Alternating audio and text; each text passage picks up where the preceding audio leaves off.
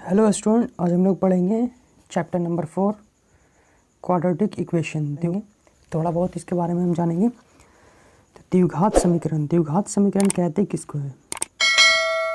वैसा समीकरण जिसमें कोई एक टर्म स्क्वायर में हो, मतलब जिस वर्ग में हो, उसे हम द्विघात समीकरण कहते हैं।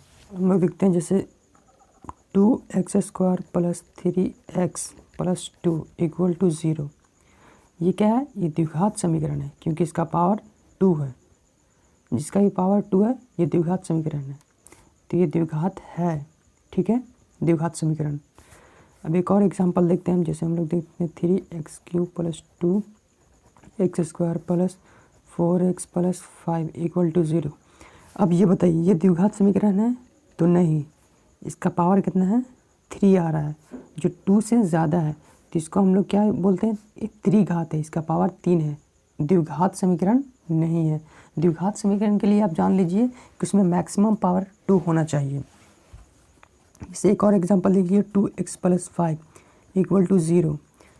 ये कौन सा समीकरण है? तो ये लीनियर इक्वेशन है, क्योंकि इसमें कोई भी पावर नहीं है। तो ये लीनियर इक्वेशन है, मतलब ये भी क्वाड्रेटिक इक्वेशन नहीं है। तो क्वाड्रेटिक इक्वेशन के लिए मैक्सिमम पावर 2 होना ही चाहिए। अब जैसे ये देखिए 4x² + 5। अब ये बताइए, ये क्वाड्रेटिक इक्वेशन है या नहीं है? तो जाहिर सी बात है, क्योंकि इसका पावर 2 है। उसके बाद ये कांस्टेंट है। तो वैसा समीकरण जिसमें मैक्सिमम पावर 2 हो, तो वो द्विघात समीकरण है, क्वाड्रेटिक इक्वेशन है। अगर फिर ये वाला एग्जांपल देखिए, इसमें तो है, लेकिन इससे एक और बड़ा पावर आ जा रहा है 3। तो ये द्विघात समीकरण नहीं है, क्योंकि जो बड़ा होता है उसी की ये त्रिघातीय है, तो इसको त्रिघातीय समीकरण कहेंगे। द्विघात समीकरण ये हुआ 2x² + 3x + 2 = 0। तो आपको समझ में आ गया होगा कि द्विघात समीकरण किसको कहते हैं? जिसमें ज़्यादा से ज़्यादा 2 पावर हो, वो द्विघात समीकरण है। अब द्विघात समीकरण का शक्ल, रंग, रूप कैसे होता है? इसका स्टैंडर्ड फॉर्म कैसे होता है? स्टैंडर्ड फॉर्म कैसे होता है? तो देखिए, इसका स्टैंडर्ड फॉर्म होता है ax² + bx + c = 0, जहाँ a ≠ 0। इसका स्टैंडर्ड फॉर्म होता है, देखिए ax², यहाँ पे पावर 2 है, + bx + c, और जहाँ a अगर 0 आ जाएगा तो ये पूरा 0 हो जाएगा। तो तब तो ये लीनियर इक्वेशन हो गया। इसलिए a जो है कभी भी 0 के बराबर, x² का जो कोएफिशिएंट है वो कभी 0 के बराबर नहीं होना चाहिए, तब वो क्वाड्रेटिक है। यहाँ पावर 2 है, तो इसका स्टैंडर्ड फॉर्म यही होता है। स्टैंडर्ड फॉर्म जान गए हैं। अब हम लोग जानते हैं कि द्विघात समीकरण को हल कितने नियम से किया जाते हैं। तो लिखें, द्विघात समीकरण को हल करने के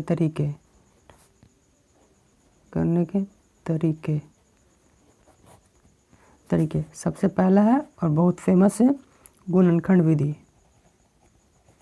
गुणनखंड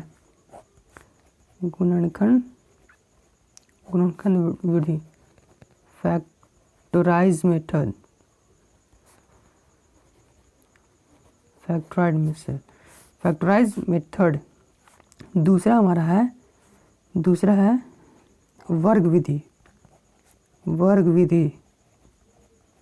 इसको इंग्लिश में बोलते हैं स्क्वायर मेथड। और तीसरा जो है हमारा, वो क्वाड्रेटिक फार्मूला, मतलब द्विघात समीकरण का फार्मूला जो होता है x = -b ± √b² - 4ac / 2a। ये तो मोस्ट 3 होते हैं, गुणनखंड विधि, वर्ग विधि और फार्मूला, द्विघात समीकरण का फार्मूला विधि से। तो इन तीनों पर मैं एक सेपरेट वीडियो बनाऊंगा, जिसमें मैं गुणनखंड विधि, वर्ग विधि और क्वाड्रेटिक इक्वेशन, क्वाड्रेटिक फार्मूला से किस तरह हम इक्वेशन को सॉल्व करते हैं। 3 तरह से सॉल्व होते हैं। अब हम लोग पढ़ लेते हैं थोड़ा सा डिस्क्रिमिनांट के, विवेचक के बारे में। विवेचक, डिस्क्रिमिनांट,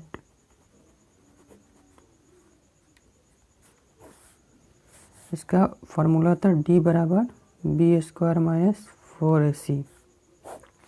ये क्वाड्रेटिक इक्वेशन के मूल निकालने का फार्मूला होता है। तो देखिए इसका 3 डिस्क्रिमिनांट का 3 फॉर्म होता है। ये 3 तरह से वर्क करता है। जैसे d बराबर, जब आप इक्वेशन सॉल्व कीजिएगा तो d बराबर 0 भी आ जाएगा। दूसरा d बड़ा हो जाएगा 0 से। तीसरा कंडीशन है d छोटा हो जाएगा 0 से। तो इन कंडीशन का क्या मतलब हुआ, अगर d बराबर आ गया 0 से तो लिखेंगे वास्तविक है, वास्तविक और समान। अगर d बड़ा हो गया 0 से तो लिखेंगे ये वास्तविक तो है, वास्तविक और असमान।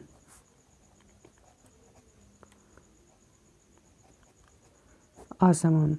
अगर d छोटा हो गया 0 से तब ये लिख देंगे अवास्तविक, अनडिफाइंड, अवास्तविक। अब वास्तविक और समान का क्या मतलब, वास्तविक और असमान का क्या मतलब, और अवास्तविक का क्या मतलब। तो चलिए सबसे पहले इसको हम लोग बताते हैं। d अगर 0 के बराबर आ जाए तो वास्तविक और समान मतलब क्वाड्रेटिक इक्वेशन पावर 2 है, तो इसका मूल कितना आएगा 2 अल्फ़ा। तो अल्फ़ा और बीटा जो है, जो मान आएगा अल्फ़ा और बीटा का, दोनों बराबर रहेगा आपस में। जिससे अल्फ़ा का मान अगर 2 आया तो बीटा का ये मान 2 आया। कब, जब डिस्क्रिमिनांट बराबर 0, मतलब डिस्क्रिमिनांट 0 के बराबर हो, तो अल्फ़ा और बीटा दोनों का मान सेम आ जाएगा। दूसरा में क्या है, तो इसके लिए अल्फ़ा बराबर बीटा बराबर -b/2a। अगर ऐसा है तो इसका फार्मूला हो गया। इसका क्या है कि 0 से अगर d बड़ा हो तो वास्तविक और समान। वास्तविक तो मान तो निकलेगा अल्फ़ा बीटा का, लेकिन अल्फ़ा बीटा का दोनों का मान अलग अलग होगा। जैसे अल्फ़ा बीटा, इसका -b ± √d/2a। मतलब अल्फ़ा का अगर मान आ गया 3 तो बीटा का मान कितना आएगा, कुछ भी 5। तो 3 अलग है, 5 अलग है। इनमें अल्फ़ा का मान अलग आएगा, बीटा का मान अलग आएगा। इसमें क्या था, इसमें दोनों सेम आएगा। अगर अल्फ़ा 2 आया तो बीटा भी 2 आएगा। इसमें क्या है, अल्फ़ा अगर 3 है, कुछ भी रैंडमली कुछ भी आ सकता है। और तीसरा कंडीशन है अवास्तविक, मतलब अल्फ़ा बीटा इसमें डिफाइंड नहीं होगा, इसका मान ही नहीं निकलेगा। तो ये हमारा अवास्तविक हो गया। जैसे हम लोग लीनियर इक्वेशन में पढ़े थे, ये कंडीशन आपको याद होगा कि a1/a2 बराबर b1/b2 बराबर c1/c2। अगर ऐसा कंडीशन हो, अगर ये इसके बराबर नहीं है तो क्या होगा, समीकरण कैसा होगा, इसका मूल कितना होगा। अगर ये इसके बराबर नहीं है तो समीकरण क्या होगा। अगर तीनों बराबर है तो इसका मूल क्या होगा, समीकरण कैसा होगा। उसी तरह ये कंडीशन हमको पढ़ना होता है क्वाड्रेटिक इक्वेशन में, जिस तरह हम लोग लीनियर इक्वेशन में पढ़े थे। तो ये हो गया विवेचक डिस्क्रिमिनांट के बारे में थोड़ा सा इंट्रोडक्शन। और इस चैप्टर में अगर सिर्फ एक ही फार्मूला यूज़ ज़्यादातर होता है द्विघात समीकरण का, ये x बराबर -b ± √b² - 4ac बटे 2a, b² - 4ac इतना बराबर कितना है d। तो यहाँ पर हम लोग कभी कभी x बराबर -b ± d भी रखते हैं और 2a। कभी कभी इक्वेशन में आपका d का डायरेक्ट मान दिया हुआ रहेगा, तो इसको ऐसे बना सकते हैं। मोस्टली यही फार्मूला यूज़ होता है इस चैप्टर में। ये रहा क्वाड्रेटिक इक्वेशन का ब्रीफ इंट्रोडक्शन। तो आई होप कि आपको ये वीडियो पसंद आया होगा। नेक्स्ट वीडियो हम लोग इसका क्वेश्चन सॉल्यूशन सॉल्व करेंगे। तब तक के लिए देखते रहिए inverter study. Thank you, thanks for watching.